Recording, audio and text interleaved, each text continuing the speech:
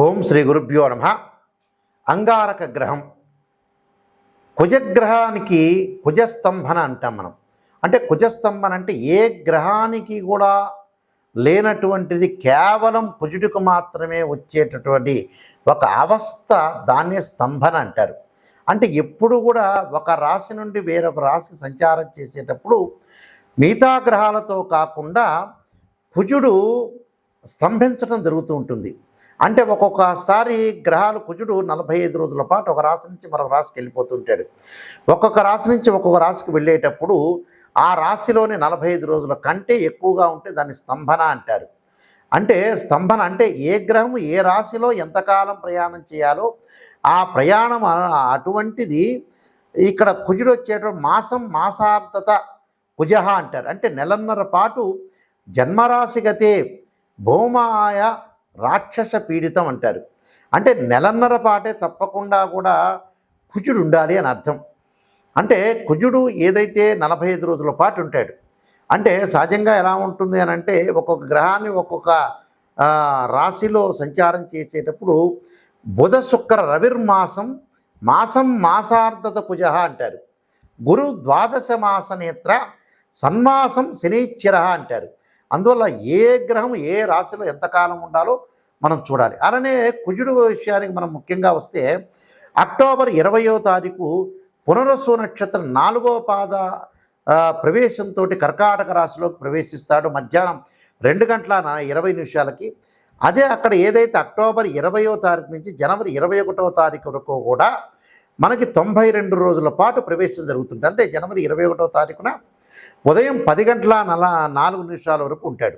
అంటే అక్టోబర్ 20వ తారీఖు నుంచి ప్రారంభమైన కుజుడు పునరసు నక్షత్రం 4వ పాద కర్కాటక రాశి ప్రవేశంతో ప్రవేశించి మధ్యాహ్నం పూట 2:20 తదుపరి జనవరి 21వ తారీఖున ఉదయం 10:04 వరకు ఉంటాడు. అంటే 92 రోజుల పాటు కుజుడు స్తంభన చేస్తాడు. రాజైన కుజుడు నీచస్థానమైన కర్కాటక రాశిలో ఉండి స్తంభించి తన శత్రువైన మంత్రి శనితోటి సుదీర్ఘ కాలంలో షష్టాష్టక స్థితి ఏర్పడతారు.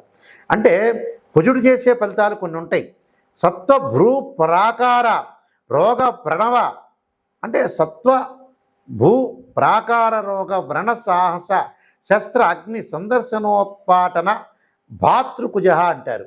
అంటే భూ సంబంధమైన వ్యవహారాలు కానీ, కోర్టు కానీ, రియల్ ఎస్టేట్ కానీ, అన్నదమ్ముల మధ్యలో సంబంధం కానీ, శారీరక సంబంధాలు కానీ, కెమికల్ కంపెనీలు కానీ, మిషనరీ కానీ, మార్కెటింగ్ కానీ, భూమి ఇండ్ల నిర్మాణం, న్యాయ వ్యవస్థ, రక్షక భటులు, న్యాయవాదులు, సైన్యము, మేనేజ్మెంటు, భూములు అమ్మడం, మేస్త్రీ పనులు, యంత్ర సంబంధమైన విషయాలు, మెకానికులు, రోగాలు, శస్త్రచికిత్సలు, అగ్నిభయాలు లాంటివి కూడా మొదలగునవన్నీ కూడా కొన్ని జరుగుతుంటాయి. కాబట్టి ఈ ద్వాదశ రాశుల వాళ్ళకి కుజస్తంభనం వల్ల ఏ విధంగా జరుగుతుందో ఒకసారి తెలుసుకుందాం. మిథున రాశి వాళ్ళకి కుజుడు యొక్క సంచారం ద్వితీయ స్థానంలో సంచారం చేయటం వల్ల ఏ విధంగా ఉండబోతుంది అంటే అసత్వం సతతం క్లేశ సర్వకార్య వినాశనం అంటారు.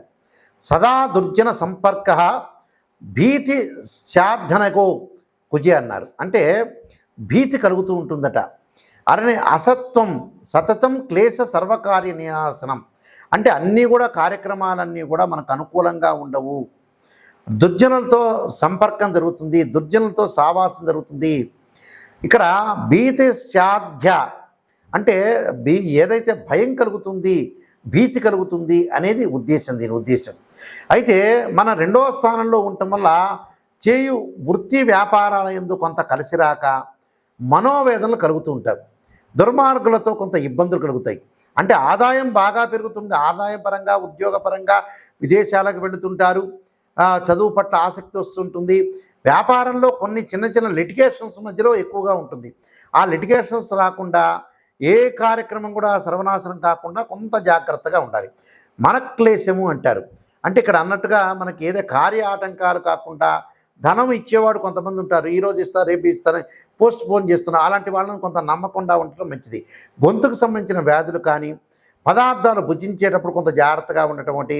కుటుంబంలో అన్నదమ్ముల మూలంగా అవస్థలు పడకుండా, అన్నదమ్ముల మధ్యలో ఏదో ఒక రకంగా మధ్యవర్తులు వచ్చి అనవసరమైన విషయాలకు డిస్ప్యూట్స్ చేయకుండా ఉండటం మంచిది.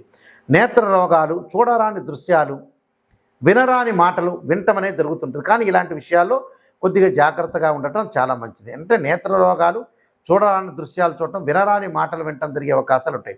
ఇలాంటి విషయాల్లో కొద్దిగా ఆతృత పడకుండా ఆలోచన చేసుకుంటూ ముందుకు వెళ్ళాలి. భూ సంబంధమైన వ్యవహారాల్లో బాగుంటుంది. భూములు కొనవచ్చు, ఇల్లు కొనుగోలు, రియల్ ఎస్టేట్ వాళ్ళకి వ్యాపార పరంగా అనుకూలంగా ఉంటుంది. ధనం బాగా పెరుగుతుంది. కెమికల్ కంపెనీ వాళ్ళకి అనుకూలంగా ఉంటుంది.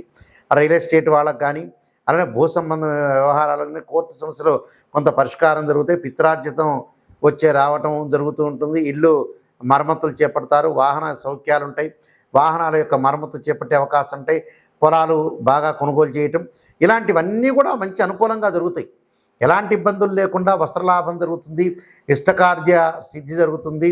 కొంత ఆరోగ్యపరంగా చిన్న చిన్న ఇబ్బందులు కలుగుతాయి తప్పితే అంత ఆందోళన చెందాల్సిన పని లేదు. కొంత లాభం కలుగుతుంటుంది. ఎంతటి పనైనా కూడా ధైర్య సాహసాలతో కొంత విజయం సాధిస్తారు. కానీ అది లేట్ జరిగే అవకాశాలు ఒకటి ఉంటుంది. అదొక్క విషయాన్ని మీరు గుర్తుపెట్టుకొని ముందుకెళ్తే సరిపోతుంది చాలు. ఈ కుజగ్రహ దోషం ఉంటే తప్పకుండా మన జాతకపరంగా కూడా జన్మలగ్నాన్ని అనుసరించి 2, 4, 7, 8, 12 స్థానాల్లో కుజుడు ఉంటే కుజదోషం అంటారు.